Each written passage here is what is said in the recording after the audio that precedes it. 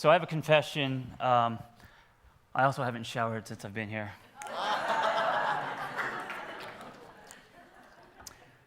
That's going to be my takeaway from all this, is to live dirty. I love that. It's sexy. On my motto of my website, it says live different, and when I go home, I'm going to change that shit right away to live dirty. You know what's scary isn't this public speaking, it's that giant camera crane. I think with that and this ripped up fence, you kind of feel like you're in Transformers the Talk. It's weird. Actually, it's the makeup. You know, when you go through hair and makeup, you're actually signing a silent contract that says, we are now officially investing in you. Don't fuck up. So, I got that. Jason, I'm sorry, I'm a little unpolished. That's just how I roll. I forgot to give you that email. I was doing my digital detox, so I was just... my name is John Kim. I'm one of 5,623 John Kims in the greater Los Angeles area. And my friends call me John Kim, one word, because it makes me feel special. It turns me black among the white sheep, or yellow, I guess in my case. On paper, I'm a licensed marriage family therapist. Online, I've kind of accidentally, although I don't believe in accidents, become the anti-therapist because I'm not interested in anything conventional. But today, I'm not going to talk about any of that. I'm going to talk about my other passion, motorcycles. No, I'm just kidding. We're going to talk about CrossFit. So why CrossFit? Why now? I want to say one thing real quick before I begin.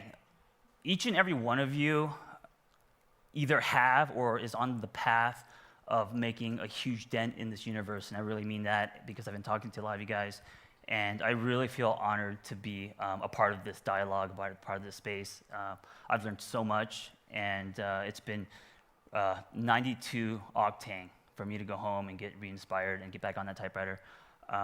I feel like the kid that hopped the fence to get into the party that he wasn't invited to, you know, so thank you for that. So in high school, I played football. I didn't really play, I was on the team.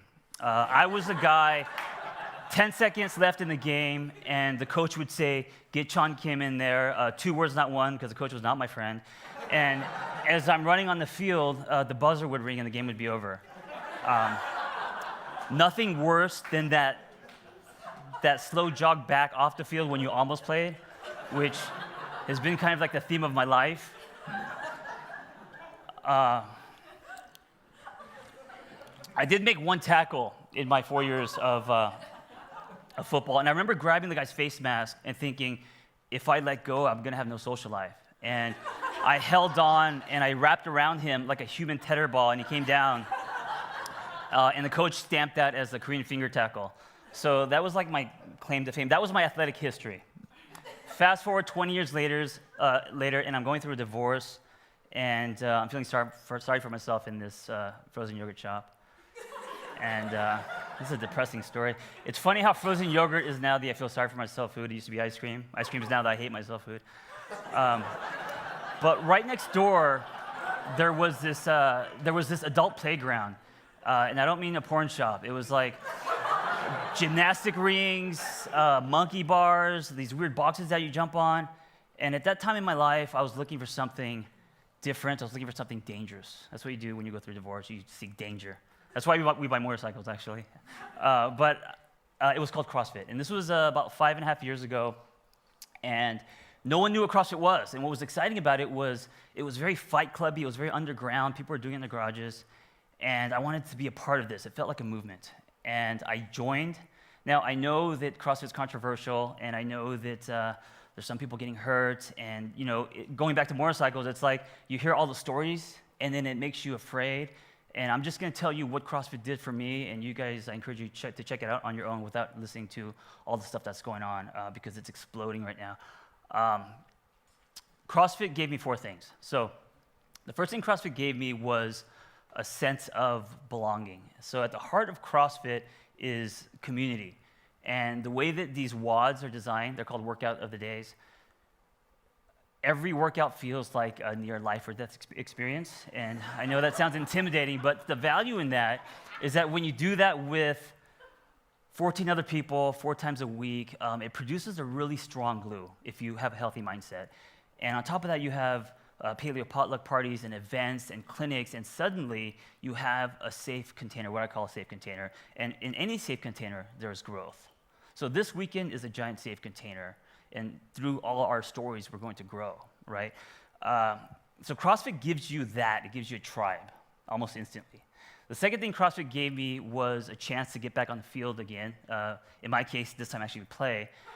I think that whether you play t-ball or you're doing an Ironman or someone plays golf professionally, I think here, ran track, whatever, I think as we grow up, life happens, and we are disconnected from our inner athlete. So what CrossFit does is it reconnects you with that part of yourself.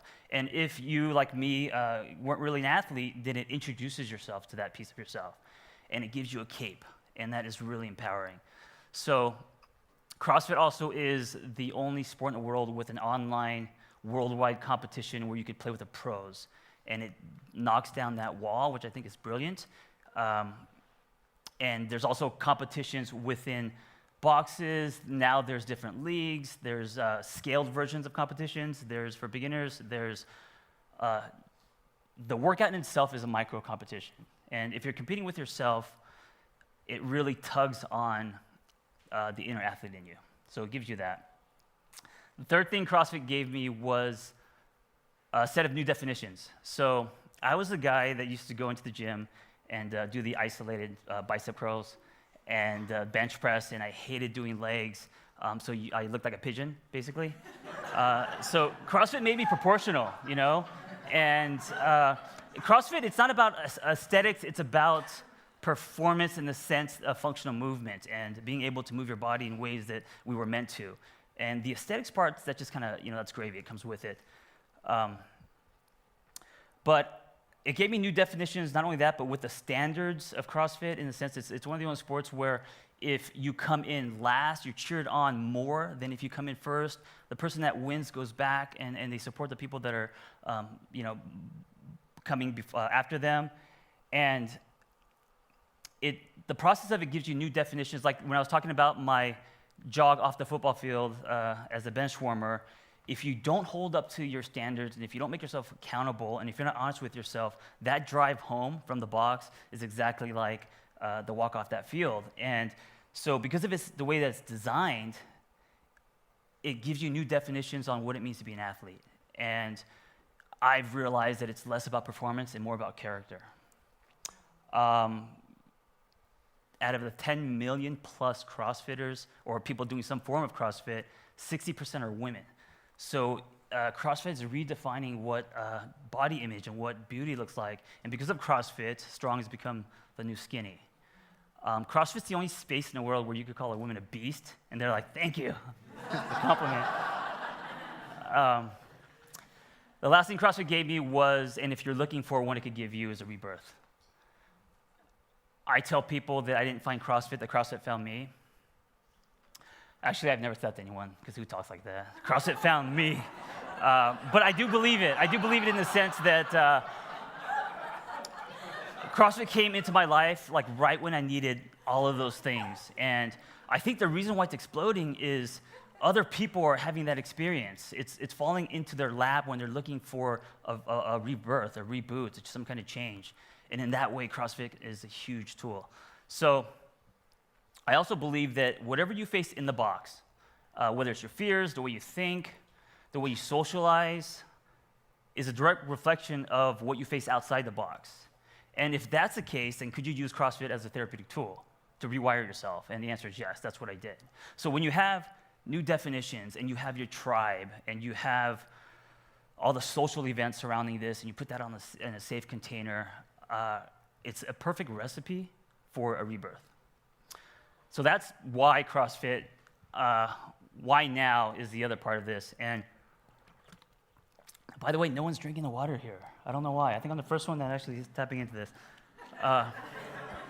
Just for display. Why now? Because I don't think fitness is about fitness anymore. I think fitness is a lifestyle, because if you're working out to look different, it's going to be short-lived. But if you're working out to live different, you're going to see results. And when you see results, you're going to be motivated. When you're motivated, you're going to see results. And that process is what's going to create secondary change that's not reversible.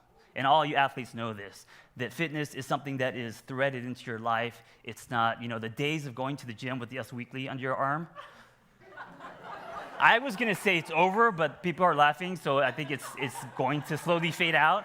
But why now? Because we want to go back to the basics. And if you pull a theme from all these speakers today and speeches, and it doesn't matter if we're talking about food, nutrition, medicine, love, or fitness, I think as humans, we've bitten off more than we can chew. And I think that the reason why CrossFit is so popular now, it's going back to the basics, it's functional movement.